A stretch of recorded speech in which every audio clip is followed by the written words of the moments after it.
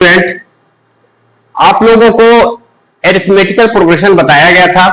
अब जो है उसी क्रम में एरिथमेटिकल प्रोग्रेशन के साथ साथ नए चैप्टर जियोमेट्रिकल प्रोग्रेशन भी ऐड हो गया है। तो जियोमेट्रिकल प्रोग्रेशन किसे कहते हैं? जियोमेट्रिकल प्रोग्रेशन मींस होता है ऐसा सीरीज जो मल्टीप्लाई करने पर नेक्स्ट टर्म आए या डिवाइड करने पे नेक्स्ट टर्म आए। ठीक है, जैसे अरिथमेटिकल प्रोग्रेशन में प्लस या माइनस करने पर नेक्स्ट टर्म आता था, बिल्कुल उसी तरीके से इसमें थोड़ा सा अलग हट करके इसमें या तो फर्स्ट टर्म में से कोई फिक्स नंबर मल्टीप्लाई करने पे या डिवाइड करने पे नेक्स्ट टर्म आता है। तो इसको हम डिफाइन कैसे करते हैं? A progression that have fixed common ratio of their preceding terms are called geometrical progression। क्या होता है? A series that had fixed common ratio with their preceding terms are called geometrical progression। यानी जो series अपने preceding term से fix common ratio होता है उसे हम जियोमेट्रिकल प्रोग्रेशन कहते हैं। ठीक है ना। अब इसको हम क्वेश्चन के माध्यम से हम समझ सकते हैं। तो आइए क्वेश्चन हम देखते हैं किस तरीके से क्वेश्चन इसके बनते हैं और किस तरीके से उसे हम सॉल्व करते हैं। तो आइए देखते हैं। तो क्वेश्चन है find the 20th term and the nth term of the list number 5/2, 5/4 and 5/8। यानी ये नंबर जो है वो जियोमेट्रिकल प्रोग्रेशन में है। अब कैसे डिसाइड करते हैं हम कि ये नंबर जियोमेट्रिकल प्रोग्रेशन में है कि नहीं है? आइए देखते हैं।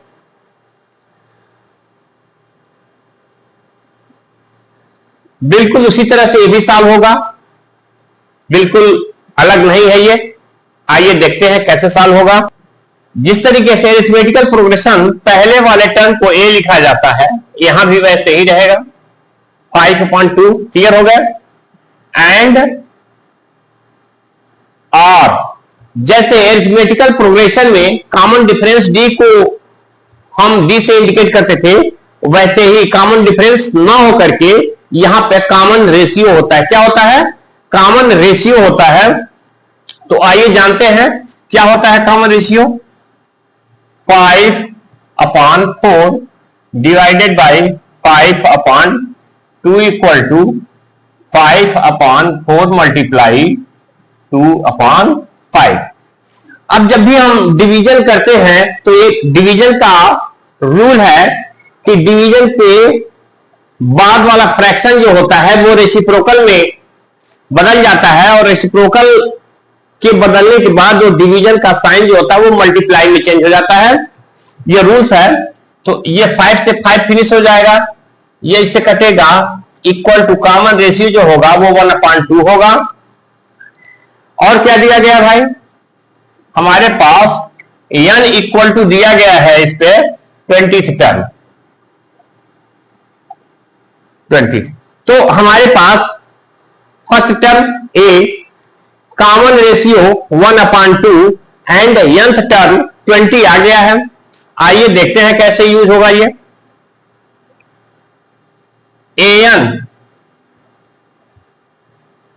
an equal to a r to the power n-1। यही हमारा nth टर्म का फार्मूला है। क्या है? यही हमारा nth टर्म का फार्मूला है। आइए वैल्यू पुटअप करते हैं। यहां पर क्या होगा? a 20 equal to first term 5/2 multiply common ratio 1/2 और यहां पे क्या हो जाएगा? 20 - 1। अगले स्टेप में हम डायरेक्ट लिखेंगे तो क्या हो गया ये? आइए देखते हैं। 5/2, ये 2 अच्छे से लिख लेंगे। 5/2 multiply 1/2 to the power 19। Clear हो गया? यहां से 20 में से 1 माइनस हो जाएगा, क्या हो जाएगा ये 19 हो गया। अगले स्टेप में क्या हो जाएगा, हमारे पास यहां से भी जो है एक 1/2 निकलेगा, क्या हो जाएगा आइए देखते हैं, बताते हैं हम। इसको हम 5 लिख लेंगे multiply 1/2 multiply 1/2 to the power 19। Clear हो गया। अब अगले स्टेप में जो होता है, हम शॉर्ट फॉर्म में लिखने का प्रयास करते हैं किसी भी आंसर को। तो ये जो है यहां पे हमारे पास 1/2 है, तो इसको हम निकाल करके इसके साथ ऐड कर देते हैं, इसके साथ हम सबमिट कर देते हैं। तो नेक्स्ट स्टेप में क्या हो जाएगा, ये 5 मल्टीप्लाई 19 है ये, और 19 ये 1 टाइम यहां पर है तो ये 20 हो जाएगा 1/2 टू द पावर 20। यही हमारा आंसर है। ठीक है, इसको और शॉर्ट फॉर्म में यदि हम करना चाहें तो इसको और लिख सकते हैं 5 इंटू 1/2 टू द पावर 20। ये भी हम आंसर लिख सकते हैं। तो कहने का सेंस ये है, हमारा ये दोनों आंसर है, जिस तरीके से हम चाहें उस तरीके से हम इसको इंडिकेट कर सकते हैं। फिर एक क्वेश्चन इसमें और भी दिया हुआ है, आइए उसको भी देखते हैं। कह रहा है find the nth term of the list number. तो nth टर्म क्या हो जाएगा, आइए देखते हैं हम। an equal to a plus r to the power n minus 1। तो ये कैसे सॉल्व होगा भाई, आइए देखते हैं। n की जगह पर वैल्यू नहीं पुटअप करना होगा हमको, a की जगह पर क्या कर देना है, ये 5/2 और कॉमन रेशियो कितना है 1/2 है, और ये कितना हो जाएगा n माइनस 1 हो जाएगा। क्लियर हो गया। देखते हैं अगले स्टेप में 5/2 multiply 1/2 to the power n multiply 1/2 to the power -1। हमारे पास जो है इसको हम स्प्लिट कर दिए, स्प्लिट मतलब होता तोड़ दिए, इसको स्प्लिट कर दिए तो 1/2 to the power n and 1/2 to the power -1 हो जाएगा। ये 1/2 टू द पावर -1 जो होगा इसका रेसिप्रोकल हो जाएगा, यानी 1/2 जो होगा वो 2 में कन्वर्ट हो जाएगा। तो अगले स्टेप में हम लिखेंगे 5/2 मल्टीप्लाई, ये 2 में कन्वर्ट हो जाएगा, फिर multiply 1/2 to the power n। Clear, इससे ये फिनिश हो जाएगा। तो अगले स्टेप में बचेगा क्या, ये 5 और 1/2 टू द पावर n, यही हमारा आंसर होगा। क्लियर हो गया। तो हमारे पास एक आंसर ये हो गया, और जो सेकेंड आंसर है यहाँ पे nth टर्म का ये है। अब अगले क्वेश्चन की तरफ बढ़ते हैं। आइए, क्वेश्चन है हमारा फाइंड द, क्या है, find the nth term and 15th term of the series. ये हमारा माइनस नहीं है, निगेटिव नहीं है। Find the nth term and 15th term of the series. Series का हमको 15th टर्म और nth टर्म हमको फाइंड करना है।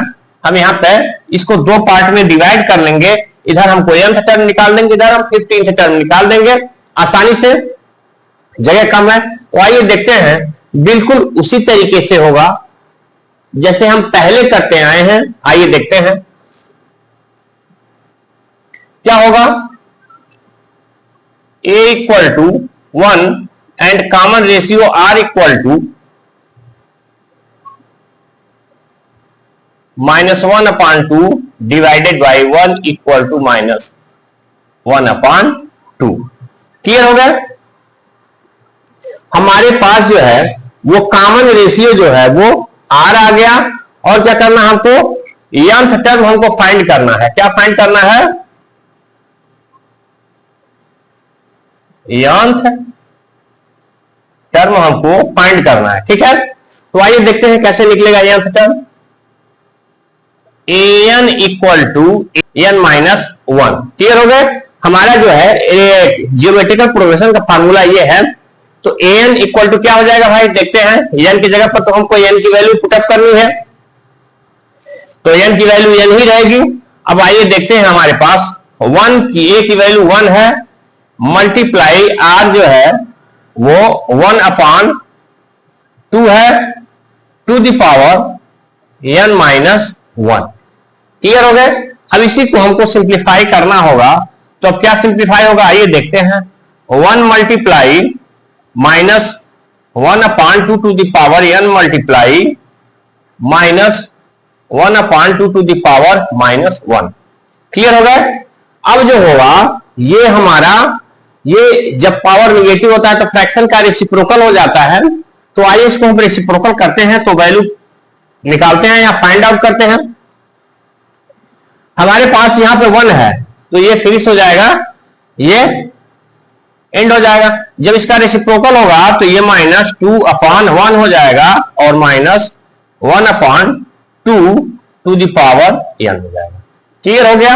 अगले स्टेप पे ये माइनस 2 ब्रैकेट में minus 1 upon 2 to the power n हो जाएगा और यही हमारा जो होगा वो आंसर होगा। क्लियर हो गया। या तो ये आंसर दिया होगा या ये कर दिया होगा,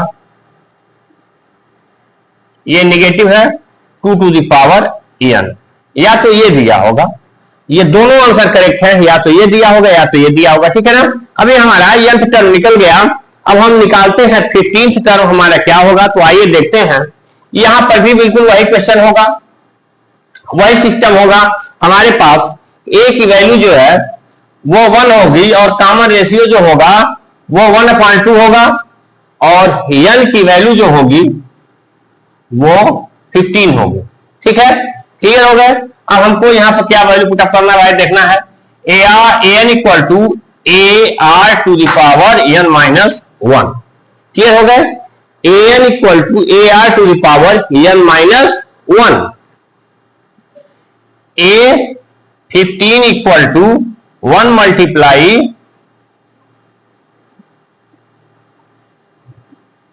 1 upon 2 to the power 15 minus 1।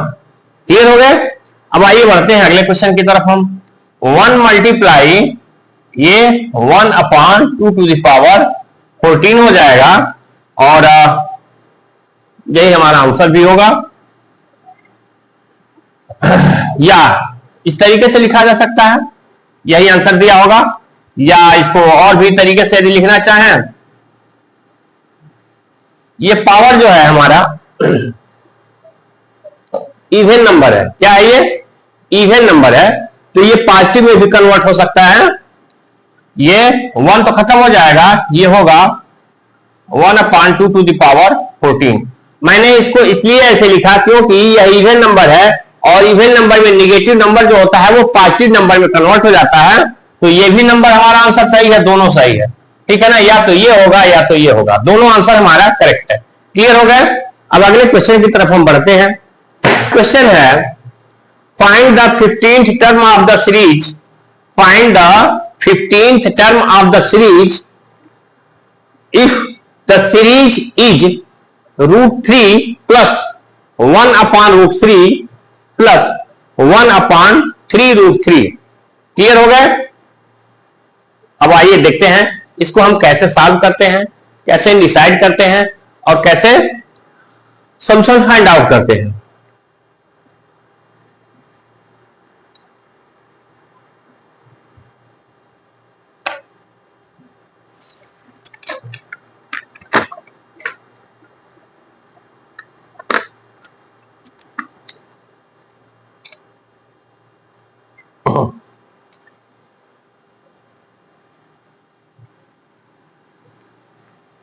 Solution होगा हमारा a equal to √3 common ratio r equal to 1/√3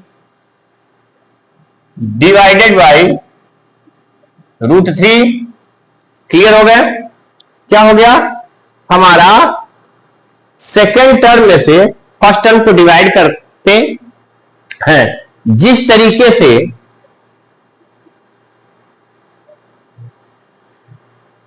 हमारा कॉमन रेशियो जो है वो एरिथमेटिकल प्रोग्रेशन में फर्स्ट टर्म को कॉमन डिफरेंस सॉरी जिस तरीके से एरिथमेटिकल प्रोग्रेशन में फर्स्ट और सेकेंड टर्म यानी प्रीसीडिंग और एक्सीडिंग टर्म से रिलेशन होता था, बिल्कुल उसी तरीके से इसमें भी रिलेशन होता है। तो आइए देखते हैं क्या हो जाएगा। ये 1/√3 मल्टीप्लाई 1/√3 इक्वल टू 1/3 हो जाएगा। क्लियर हो गए। अब यदि सेकेंड से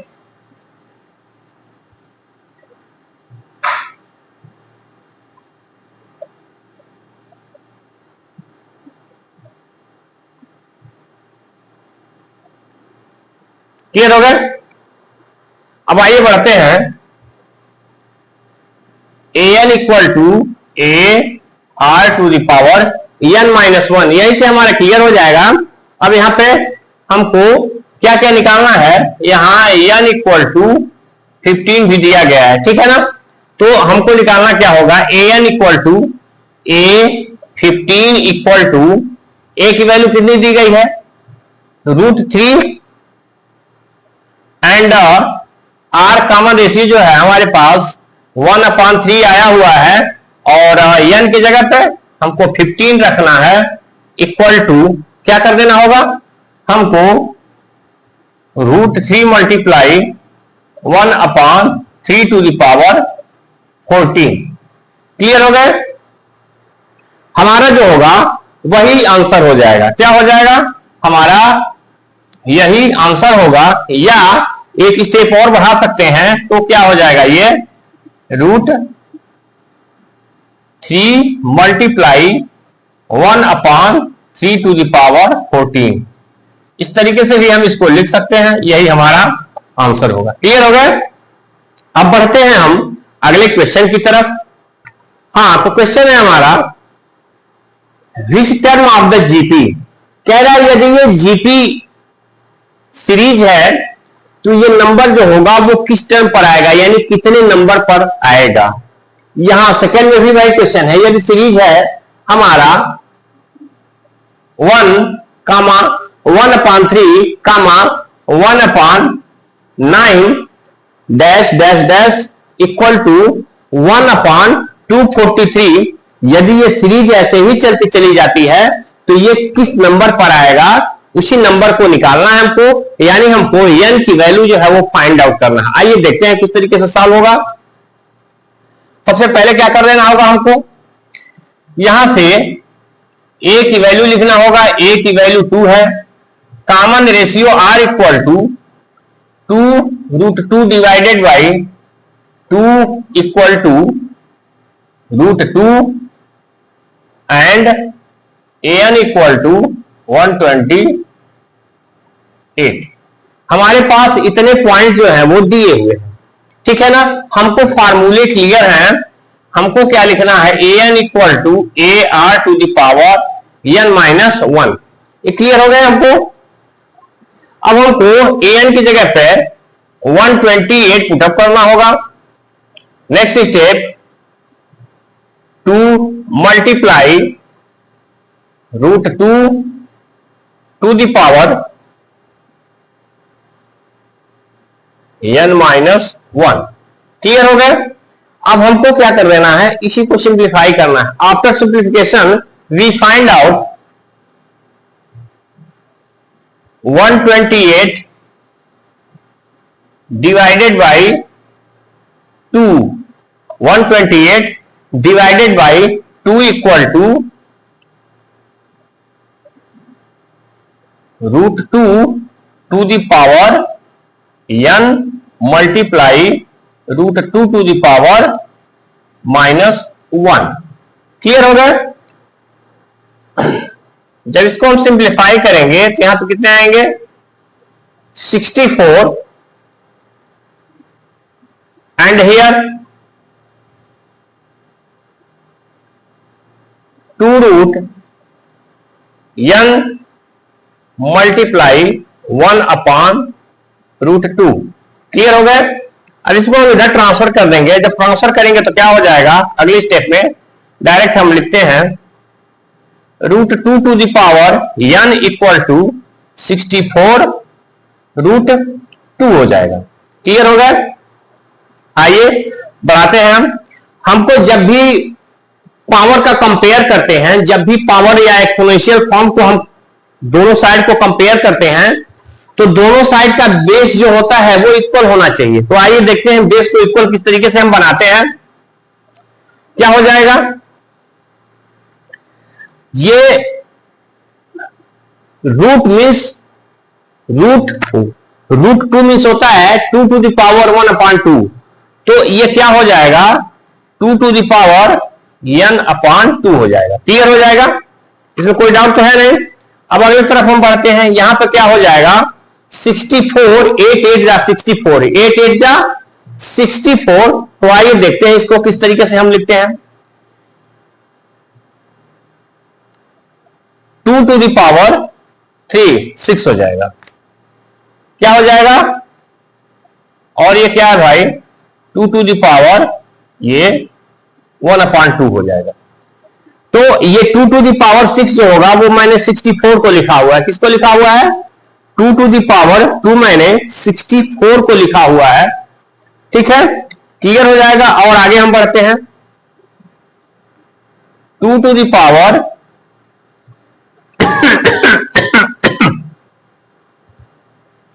n/2। अब जब इन दोनों को हम ऐड करेंगे तो क्या हो जाएगा? 2 to the power 6 whole plus 1/2 equal to, इसको इससे मल्टीप्लाई करेंगे, इसको ऐड करेंगे तो 2 6 या 12 और 12 प्लस 1 13, यानी 2 to the power 13/2। क्लियर हो गया? अब हमको 20 को इंड कर देना है, डायरेक्ट इससे कंपेयर करना है बेस, यानी देखना है हमको दो यहां पर भी बेस है, दो यहां पर भी बेस है। दोनों इक्वल जब हो गए तो हमारे पावर भी आपस में इक्वल होंगे। क्या होंगे? पावर भी आपस में इक्वल होंगे। हमारे दोनों बेस इक्वल है तो देयरफॉर क्या होगा? अब यहां पर लिखेंगे हम आफ्टर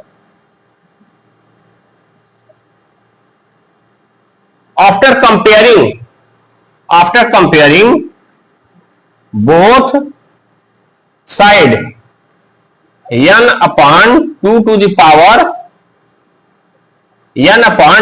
power 2 इक्वल टू 13/2। 2 से 2 फिनिश होगा, n इक्वल टू 13। यही हमारा आंसर है। तो कहने का मतलब है n इक्वल टू 13 जो है हमारा यहां से लेकर साल तक किया, n इक्वल टू 13 आया। अब यानी इस सीरीज को ऐसे ही इंक्रीजिंग ऑर्डर में हम बढ़ाते रहें तो ये जो है 13वें नंबर पे जो होगा हमारा 128 आएगा। 13th नंबर पर it is find out at 13th term. 128 is find out at 13th term, यानी ये 13th टर्म आएगा। अब हम बढ़ते हैं, ये क्वेश्चन जो है इसको देखते हैं किस तरीके से सॉल्व होगा। बिल्कुल इसी प्रोसेस से जो है वो भी सॉल्व होगा। अब आइए देखते हैं।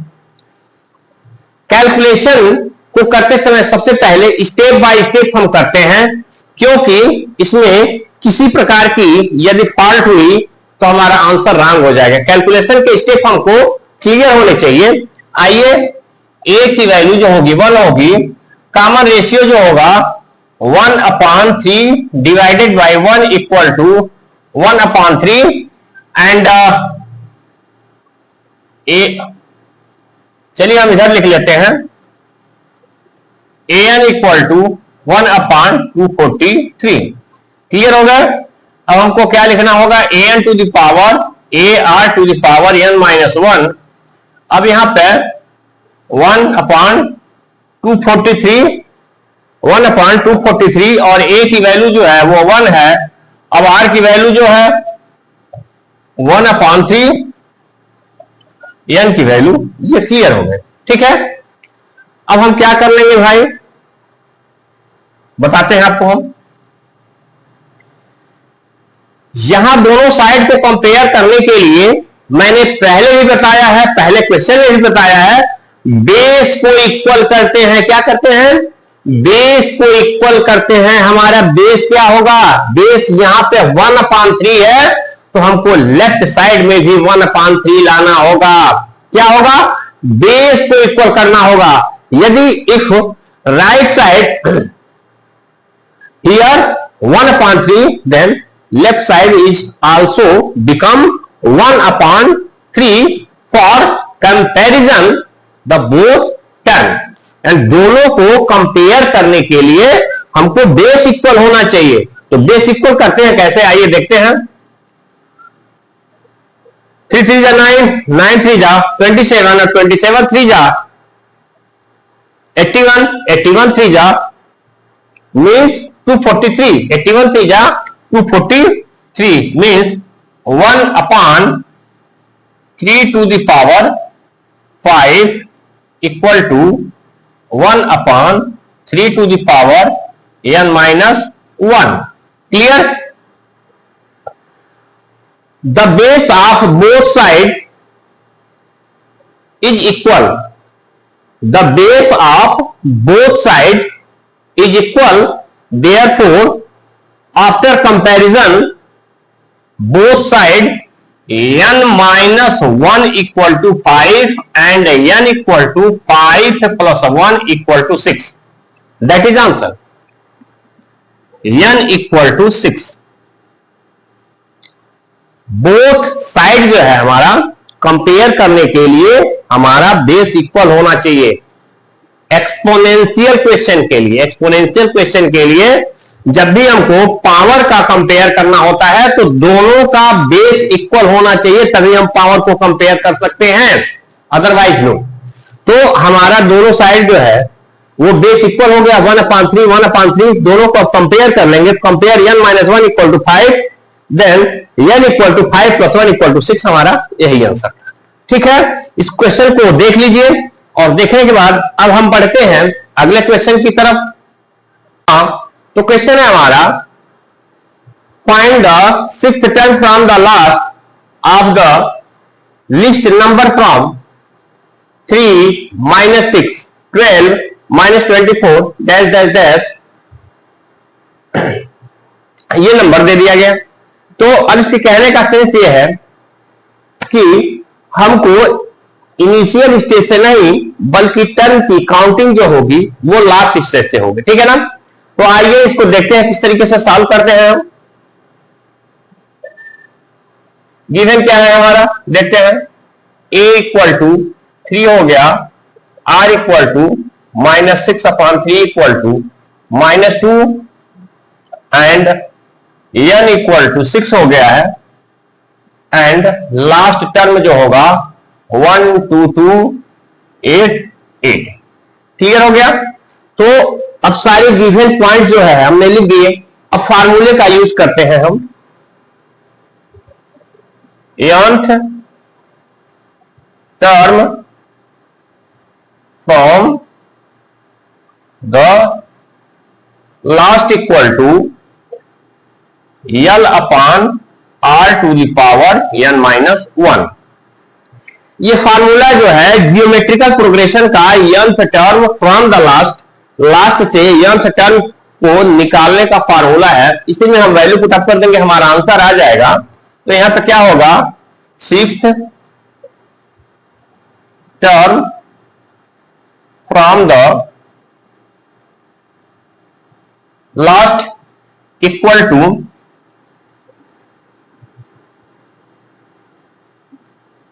R की वैल्यू -2 6 टू द -1 हो गया। ठीक है, क्लियर हो गया? अब ये कितने हो जाएंगे, 122 88 और ये 6 - 1 2 टू द पावर 5 हो जाएगा।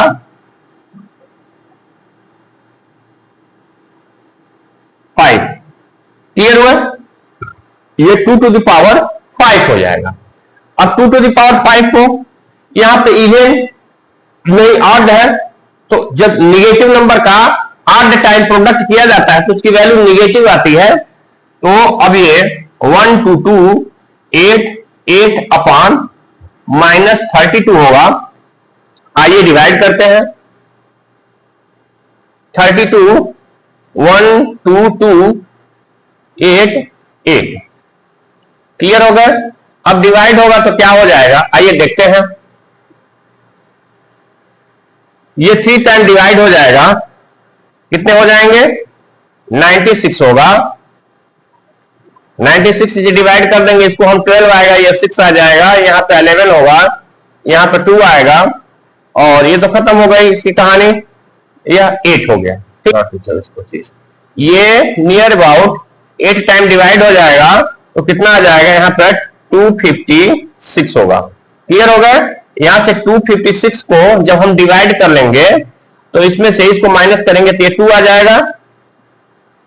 2 कैलकुलेशन कर लेंगे, फिर यहां पे क्या हो जाएगा? ये कैलकुलेशन लगभग फिक्स है, यहां पे ये 1 आ जाएगा, फिर क्या हो जाएगा? ये 8 आ जाएगा। अब यहां पे ये 4 टाइम से जब डिवाइड करेंगे तो ये 128 आ जाएगा, जो फिनिश हो जाएगा। तो कहने का सेंस ये है हमारा, डिवाइड करने पर 384 आया, यहां पे डिनोमिनेटर निगेटिव है, तो जो डिवीजन का कोसेंट आएगा वो निगेटिव होगा, यानी हमारा -384 होगा, और यही जो होगा हमारा आंसर होगा। क्लियर हो गया? तो इस तरीके से जो है हम nth term from the last को सॉल्व करते हैं। आइए बढ़ते हैं अगले क्वेश्चन की तरफ। तो क्वेश्चन है हमारा, you find the 12th term of a GP whose 8th term is 192 and the common ratio is 2। फिर से एक बार सुन लेते हैं। Find the 12th term of a GP whose 8th term is 192 and the common ratio is 2। तो इसको कैसे solve करते हैं? बिल्कुल उसी तरीके से जो हमारे गिवन पॉइंट्स है उसको हम लिख लेंगे, और लिख लेने के बाद जो होगा वो उसको हम सॉल्व कर लेंगे। आइए देखते हैं क्या होगा।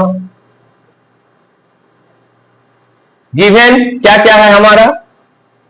r इक्वल टू 2 दिया गया है हमको A12 equal to find out करना है, क्वेश्चन मार्क है, एंड दिया गया है हमारा A8 इक्वल टू 192। क्लियर? यहां तक कोई डाउट नहीं? आगे बढ़ते हैं, हम क्या करना होगा हमको। जिस तरीके से हम फार्मूला पहले यूज करते थे उसी तरीके से यूज होगा, थोड़ा सा डिफरेंट होगा। आइए देखते हैं। हमारे पास क्या है? an to the power ar to the power n minus 1, यही फार्मूला है। तो अब यहां पे क्या करना होगा हमको? यही यूज कर देना होगा हमको। यहां पे 8 दिया गया था, 8वां टर्म 192 इक्वल टू a की वैल्यू हमको, ये सॉरी 192 a की वैल्यू दी नहीं है, हमको a की वैल्यू निकालना है। कॉमन रेशियो हमारा दिया गया है, ये 2 है, और ये कौन सा टर्म है? 8वां टर्म है। कौन सा टर्म है? 8वां टर्म है। तो 8वां टर्म मींस n माइनस 1, यानी 8 minus 1 equal to a multiply 2 to the power 7 हो गया।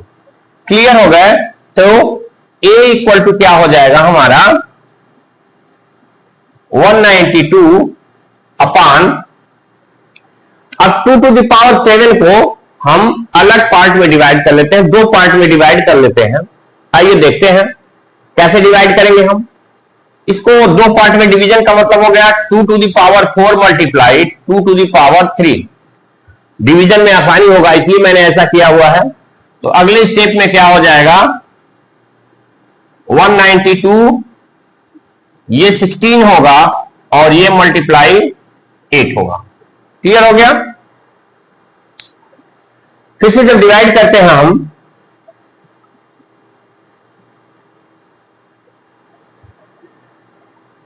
तो डिवीजन में क्या होगा? 16 12 जा, मेरे ख्याल से 16 192, ये 12 आएगा। इसको जब 16 से डिवाइड कर लेंगे तो 12 आएगा, 12। क्लियर हो गया? अब जो होगा इसको हम इससे डिवाइड कर लेंगे तो कितने आ जाएंगे? ये यहां पे 3 होगा और ये 2 होगा, यानी 3/2 होगा। क्लियर हो गए? हमारा a की वैल्यू जो होगी वो 3/2। क्लियर हो गई? अब हमको क्या करना है, अगले स्टेप में हम देखते हैं क्या फाइंड आउट करना है। कह रहा है हमको फाइंड द 12th टर्म। क्या फाइंड करना है, 12th टर्म, यानी हमको A12 इक्वल टू, ए की वैल्यू कितनी दी गई है 2 हो जाएगा, और सॉरी ए की वैल्यू जो है वो 3/2 है, और कॉमन रेशियो आर को जो है हम क्या लिखेंगे, कॉमन रेशियो हमारा 2 है, और 12th टर्म हमको निकालना है, यानी 12 माइनस 1। अगले स्टेप में क्या हो जाएगा देखते हैं, 3/2 multiply 2 to the power 11। Clear हो गया। अब आइए अगले स्टेप में बढ़ते हैं, 3 multiply 2 multiply 2 to the power 10। इस 2 को निकाला गया है, 1 टाइम 2 को यहां पे निकाला गया है, इसको सिंप्लीफाई करने के लिए इसके साथ equal to 3 multiply 2 to the power 10।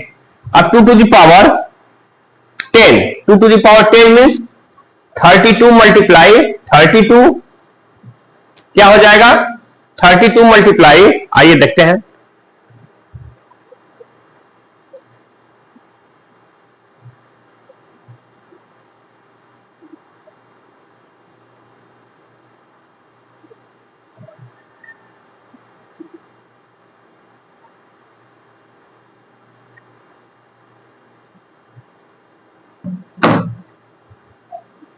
जी अगले स्टेप में क्या हो जाएगा, 3 मल्टीप्लाई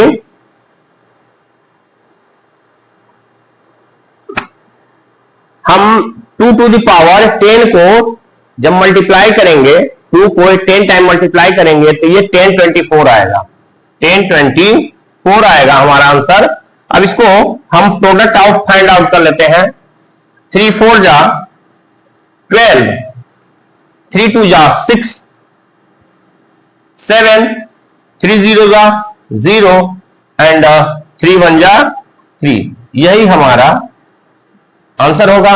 हमारा ये भी लिख सकते हैं आंसर, ये भी लिख सकते हैं, हमारा ये भी होगा। ये तीनों में से जो भी आंसर होगा उसे हम राइट कर लेंगे। तो ये सॉल्व करने का प्रोसेस है। क्वेश्चन में जब कभी कभी आंसर जो होता है वो पावर ये ज्यादा होता है, उसको हम बिल्कुल इसी टर्म में यानी एक्सपोनेंशियल फॉर्म में ही छोड़ देते हैं, क्योंकि उतने टाइम जो है मल्टीप्लाई करना जो है वो पॉसिबल नहीं है, ठीक है ना। तो कहने का मतलब यह है कि ये यदि पावर मैक्सिमम हो, जैसे मान लीजिए 25 होता है, 2 टू द पावर 25, 26, 25, 96 होता, उतने टाइम हम मल्टीप्लाई नहीं कर सकते, तो हमारा यही आंसर होगा, ठीक है ना। यदि मिनिमम है तो उसको मल्टीप्लाई कर सकते हैं, यदि ज्यादा है तो उसको एक्सपोनेंशियल फॉर्म में ही हम छोड़ देते हैं। अब बढ़ते हैं अगले क्वेश्चन की तरफ। क्वेश्चन है, in a GP third term is 24 and the sixth term is 192, find the 10th term. यहां पर 2 टर्म जो है वो दिया गया है, तो हमको 10th टर्म निकालना है। अब उन्हीं 2 टर्मों के हेल्प से हम सारे क्वेश्चन को सॉल्व करते हैं। तो आइए देखते हैं उनको कैसे सॉल्व करना है। क्या करना होगा, हमारा दिया गया है third term means A R to the power 2, A R to the power 2 third है, तो n माइनस हो जाएगा इक्वल टू 24। इक्वेशन फर्स्ट हो गया, क्लियर हो गया। फिर क्या कह रहा है यहां पे, A R to the power 5 equal to 192, clear हो गया। अब हमारा जो है वो इक्वेशन सेकेंड हो जाएगा।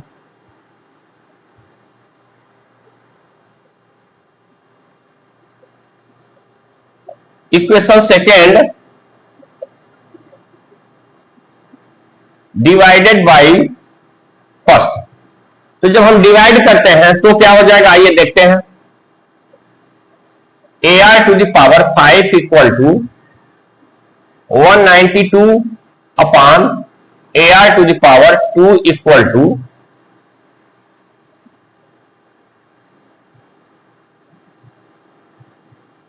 24, ठीक है।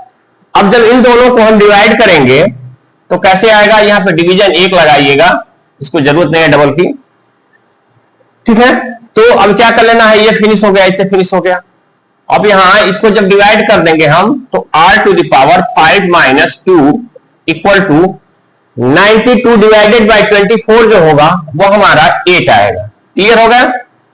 अब r cube equal to 8 then 2 to the power 3 sorry